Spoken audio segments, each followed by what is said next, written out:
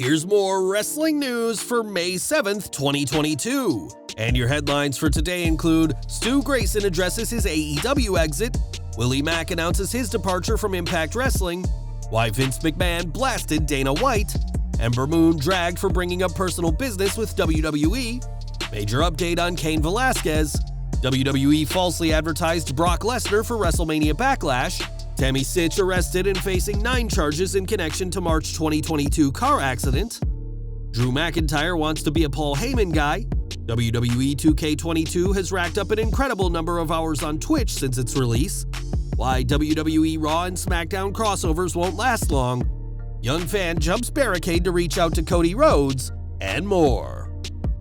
We are starting with AEW, as last week it was reported that Stu Grayson's profile had been removed from the company's website, implying that his time with AEW had come to an end.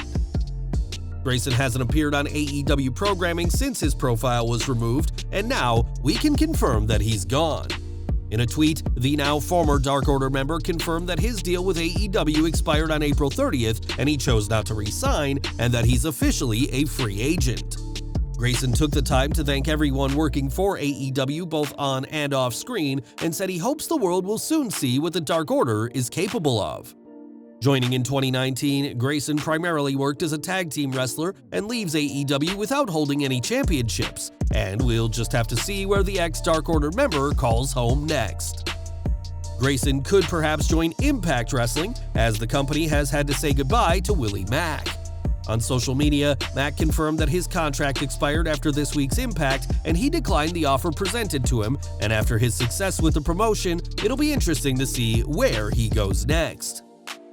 Now, when the COVID-19 situation really started getting bad in the US in 2020, then President Donald Trump had a meeting with leaders from sports and entertainment, including WWE's Vince McMahon and UFC's Dana White.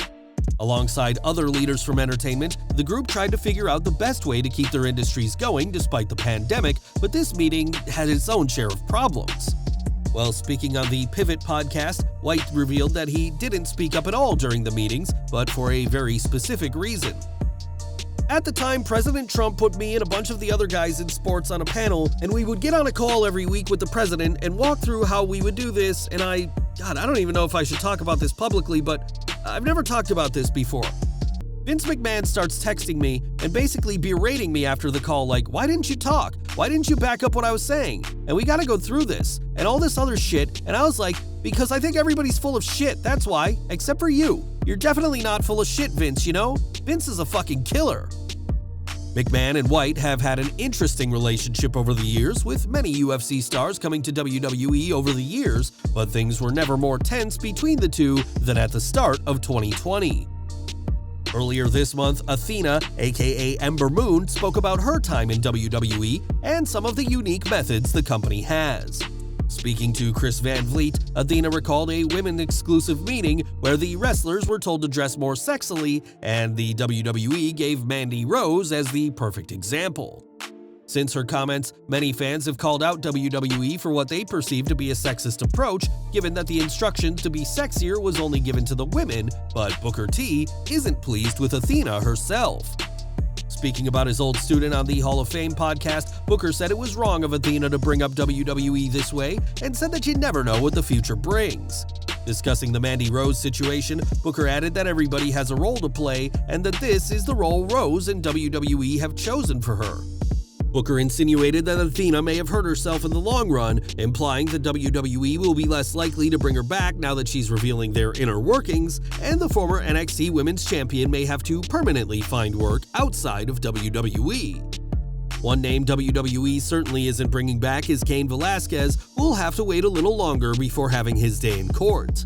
Velasquez is charged with attempted murder after shooting the wrong person while trying to hunt down a man who allegedly was sexually inappropriate with a member of his family. This week, Velasquez was issued continuance, meaning he'll have to wait longer for his trial, as ESPN MMA insider Mark Raimondi reports.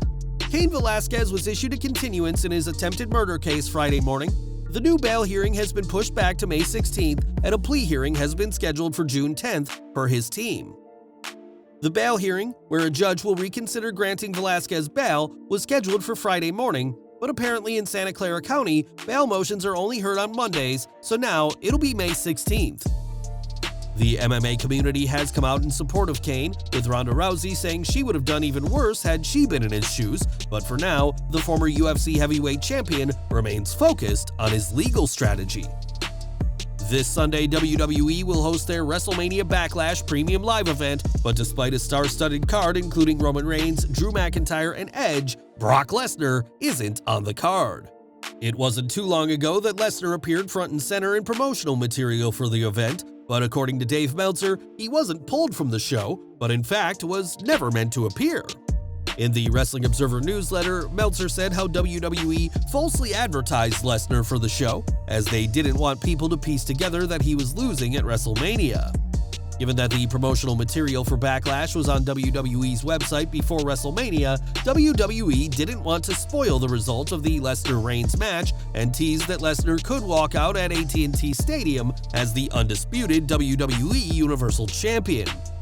Not only was Lesnar never booked for WrestleMania Backlash, but he's also been pulled from the promotional material for Money in the Bank, and anyone who bought a ticket to see the Beast will be bitterly disappointed. Lesnar isn't the only falsely advertised part of WrestleMania Backlash, as fans won't see a huge title unification match this Sunday. It had been announced that Raw Tag Team Champions RK Bro were going to face SmackDown Tag Team Champions The Uso to unify the two sets of titles, but that isn't happening anymore.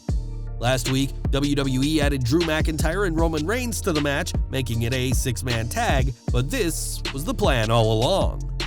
In The Observer, Meltzer reports that while the change seemed to happen last week, WWE had always planned on a six-man tag, which explains why there were no reports on who Reigns was going to face in a singles match on the show.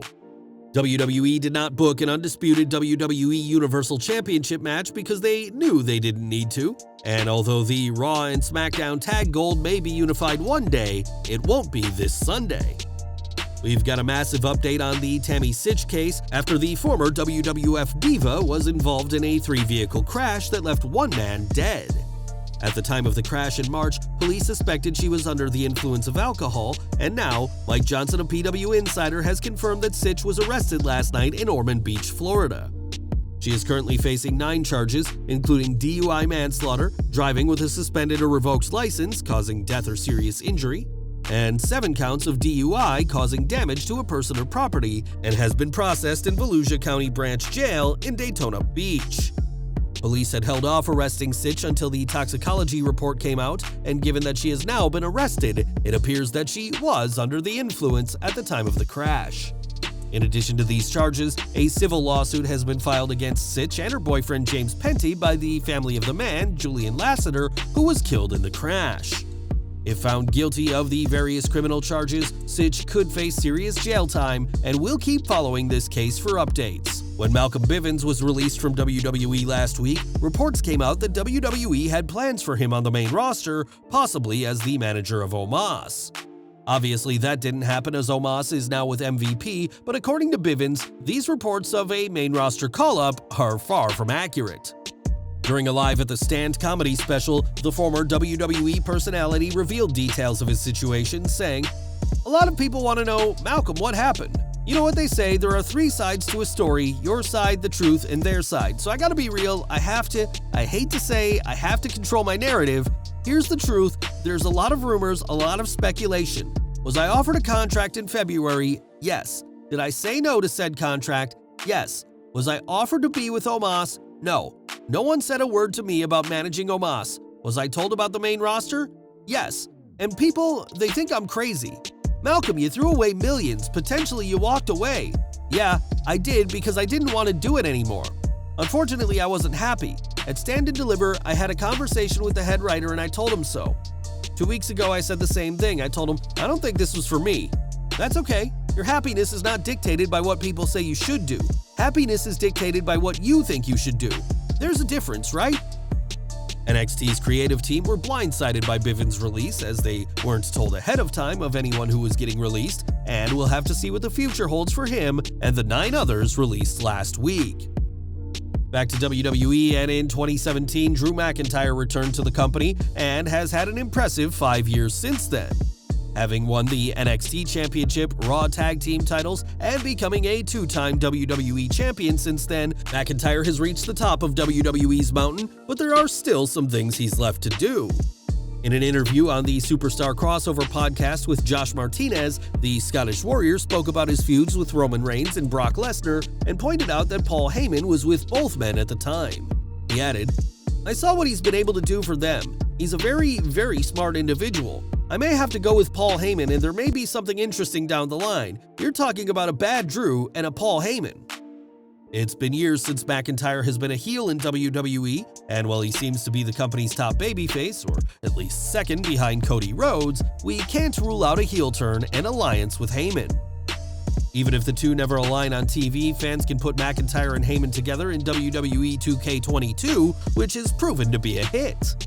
After the disastrous release of WWE 2k20, both WWE and 2K Studios wanted to get this one right, and the latest installment in the series has been seriously popular on Twitch. During this week's quarterly financial reports call to investors, Stephanie McMahon spoke about the game, revealing that a total 5.6 million hours of content from WWE 2k22 has been viewed on Twitch. To put that into perspective, the deluxe edition of the game was released on March 8th, 60 days ago, meaning that 93,333 hours of content has been watched on average every single day. Before WWE 2k22 was released, it was reported that this was a make-or-break game for 2K, whose deal with WWE is set to expire this year, but with numbers like these, expect plenty more installments in the WWE 2K series. Now, as of late, there's been a lot of crossovers between Raw and Smackdown, with talent from both shows appearing on both brands. While it makes sense that WWE's sole world champion Roman Reigns would appear on Raw and Smackdown, he's not the only one doing so, as the Usos, RK Bro, and Drew McIntyre are just some of the names following his lead. While fans may be enjoying seeing their favorite superstars more often, WWE's network partners are not, and that's especially true in Fox's case. On the latest Wrestling Observer Live, Dave Meltzer discussed the crossovers and explained why fans should enjoy them while they can. They don't want to keep that crossover between Raw and SmackDown going for a long time. Both networks kind of want unique rosters.